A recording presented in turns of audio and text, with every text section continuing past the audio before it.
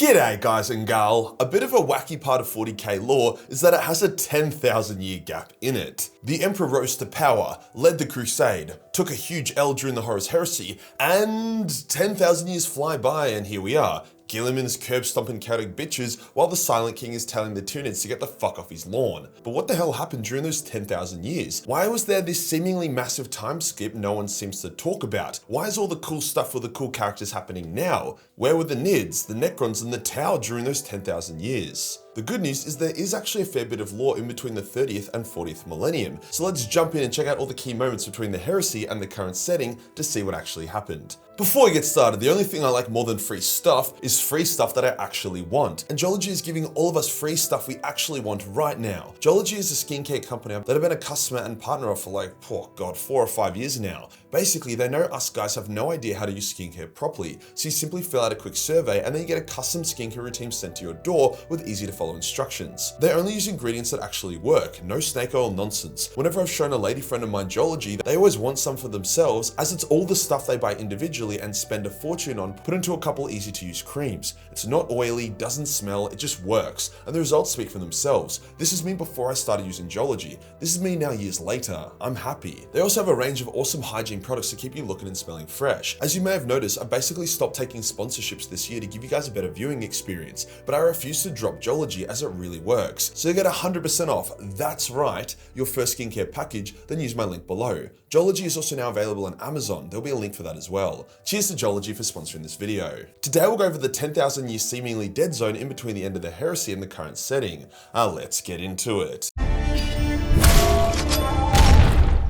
So immediately post the heresy, there was the Scouring, the period of time in which the Loyalists enacted righteous vengeance against the traitors and cleansed them from the galaxy, for the most part, with only a fraction of the original traitor legion surviving to be pushed back into the Eye of Terror. However, I still consider the Scouring as a part of the heresy, and since we're currently getting a series about it, it doesn't fall into the 10,000 year dead zone. All you really need to know is that by the end of it, the Space Marine legions had been fucked on hard, Guilliman was in a coma, Corax had gone off on walkabout, and virtually all the remaining Loyalist Primarchs were preparing to go into exile if they weren't already, as they are all sick of the galaxy. It led to a period where for once there were no Primarchs, the Space Marines were no longer the dominant force in the Imperium, Chaos was extremely wounded and was infighting. There were no Nids because they hadn't arrived yet, no Necrons because they hadn't woken up yet, or Tau because they were still Ooga Booga cavemen. And the Xenos that did exist, like the Elder and the Orcs, were still reeling from the Great Crusade. It was as close to a galaxy at peace as it could be. The Imperium would enjoy this peace for about 1,500 years. Sure, there would be a few incidences,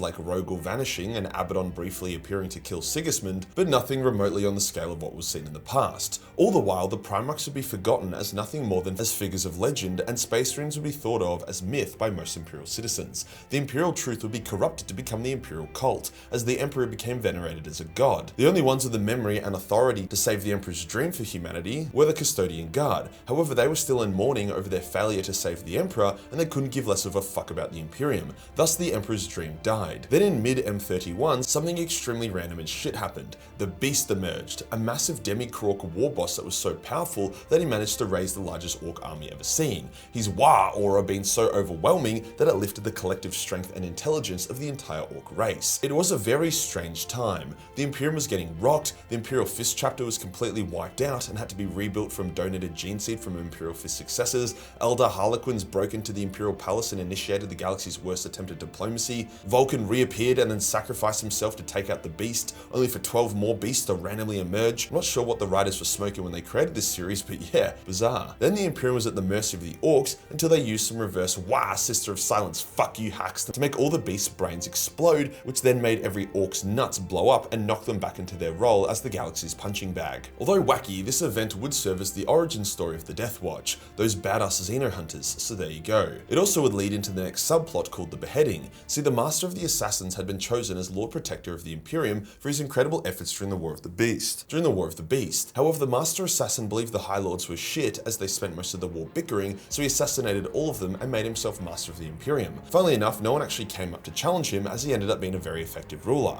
Sure, he was an asshole and a tyrant, however he managed resources well, founded new Space Marine chapters, fortified Terra, and didn't tread on the Custodes' toes. Any attempts to usurp him would be retarded as he was the master of assassins. It was only after 100 years, when he went mad, that the Space Marines were forced to intervene and return to Terra to kill him. After this little affair, the Age of Forging begins, which is often considered to be the Imperium's golden age post-Heresy. It lasted for around 3,000 years and it was genuinely dope. All Imperial territory was reclaimed. Chaos was still out of the picture, no sign of the Nids or other spicy Xenos. Craft Elders were happy to keep to themselves. The Dark Elder was still sorting themselves out and backstabbing each other. The Tau were ooga-boogering themselves into a civil war as literal cavemen. Likewise, the Imperium was also rediscovering lost STCs, which helped bring back some of its technology of old. Sure, there was some wacky shit that went down, like the Harrowing, which was some kind of Lovecraftian galaxy-shaking event that killed a shitload of people, but overall things were chill. But as the saying goes, strong men create good times create weak men create bad times create strong men. Like the Roman Empire of old, the Imperium split into two, as the Council of Nova Terra decided that the High Lords were gay and no longer their masters, so they declared independence and took Segmentum Pacificus with them. This was soon resolved, but would create an unstable foundation in which the Age of Apostasy would arise. The Age of Apostasy was really bad. Really bad. Basically, the ecclesiarchy, which are 40k's equivalent of the church, had grown too powerful, fielding its own armies, navies, and militaries. The Imperium was on the brink of another division and even civil war, until a crafty bastard called George Van Dyer more or less assassinated his way to become the leader of the Administratum, then did a bunch of dodgy shit to become the leader of both the Administratum and the ecclesiarchy, more or less making him the soul and brain of humanity. As he didn't try to exert influence on the Custodes or Space Marines, they left him alone. His reign was horrific, a time of purges and genocide. They called it the Reign of Blood, and the Imperium became a shithole. Georges stayed in charge in a similar way to how Putin does. All of those around him were well taken care of, and any dissent resulted in them falling out of a window. Van Dyer also did something kind of hilarious. He discovered an order of warrior monk women who were completely devout to the Emperor. He then gaslit them into thinking he was Jesus and turned them into his personal bodyguard / haram, giving them armor and bolt guns. Honestly, same, can't blame the man for that. The Imperium is so fucking lucky that Chaos and the other Xeno factions were still out of the picture. This version of the Imperium would have been ripe for conquering. As a note, there were some Necrons that were active during this time. However, they had woken up premature to the rest of the Necron Empire, so they operated covertly. Likewise, there was evidence of Tyranid scout ships arriving in the Milky Way. However, they ended up crash landing on various worlds and going feral, and the Tau was still ooga-boogering. However, then actual Jesus emerged, Sebastian Thor, a truly good, pure man, and he denounced Van Dyer as a douchebag and led an uprising. He was so inspiring that soon the Space Marines and even the Mechanicus, two Imperial sub-factions that had stayed out of it till now, voiced their support of him. Van Dyer raged and declared himself Jesus times 2 + 1 to whatever Sebastian claimed, telling his people to fight the Space Marines. Many of his generals are like, bruh, nah, to which Van Dyer executed them, which would alienate him from the rest of his army. He had turned his personal chambers into a fortress guarded by his haram, who managed to hold back the Space Marines. However, the Custodian Guard were like, okay, this has gotten a bit retarded, and they intervened. They planned to just walk into Van Dyer's room through secret passages and kill him. However, they would have to kill every baddie warrior monk, and they didn't want to have to do that because yeah, valid, neither would I. So instead, they took the baddie warrior monk leader to the Emperor, and the Emperor told her that Van Dyer sucked. So then the brides turned on Van Dyer and personally killed him. This would be the origin story for the Sisters of Battle. The Age of Apostasy was over, with the Age of Redemption beginning early M37 and would last for about 1,000 years. Now, the Age of Redemption sounds cool and all, but it wasn't as golden as it sounds. Basically, the Imperium felt really bad about being a bunch of heretical fucks during the Age of Apostasy, so everyone felt like they had to absolve their sins. Thus, immense wars were waged, very overkill, to root out and destroy heresy, both real and imagined. It spread the Imperium's resources thin and led to the time of waning.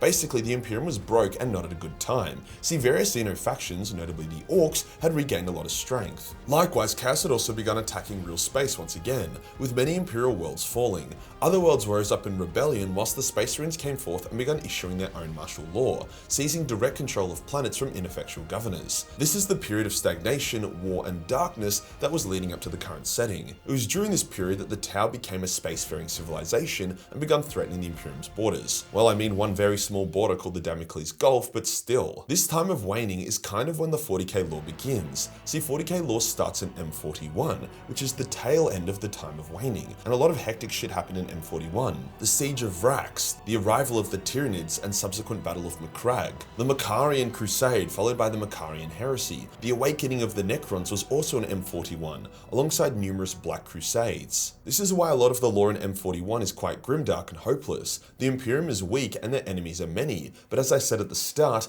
bad times make strong men, and there has never been as many legendary heroes as there is in the current setting. I mean, fuck, the Eisenhorn trilogy as well as the Inquisition series is all early M41 stuff. It was an extremely jam-packed 1000 years, with Abaddon being very cool to destroy Cadia, so the Great Rift would more or less open up on the day M42 started. Very considerate of him. We are now in Era Indomitus, as Guilliman leads the Imperium to reclaim lost territory, whilst all other factions are shitting out their heavy hitters. It's a full-on Royal Rumble at the moment. So why the big time jump? Why not compress the War of the Beast, George Vandire, the Age of Redemption, the Beheading, into 1000 years? It would still narratively make sense mostly. A lot of shit happens in 1000 years, and it would make that 1000 years a rich period of lore, followed by the next 1000 years, that being M41 in this case, also being super rich in lore. Well, honestly, the time jump is good. It allows the Great Crusade to feel like this mythical time of legend, when gods walked the earth. It also gave time for the rock-solid foundations of the Imperium, such as the Imperial Truth, to degrade into the Imperial Cult. After all, many of our religions on Earth, such as Christianity, Judaism, and Islamic, have been around for thousands of years and still reference the same book and have many of the same practices. Also, in a galaxy where living for 10,000 years isn't super uncommon,